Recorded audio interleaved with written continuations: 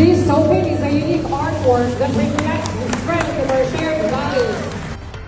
Sa Cebu Provincial Capitol, nag-courtesy visit ni Governor Pambaric IV ang mga opisyalis sa Cebu Police Provincial Office.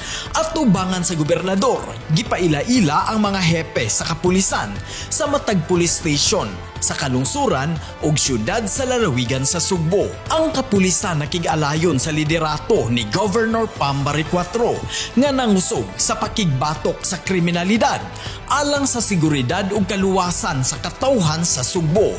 Sa pagbantay sa seguridad, gimando sa gobernador nga pahugtan sa kapulisan ang pakigbatok sa ginadiling drogas. Actually, yan ang isa sa marching order natin, number 1 marching order natin, especially yung mga criminals na nagtatago dito. So, hindi natin na-allow yan.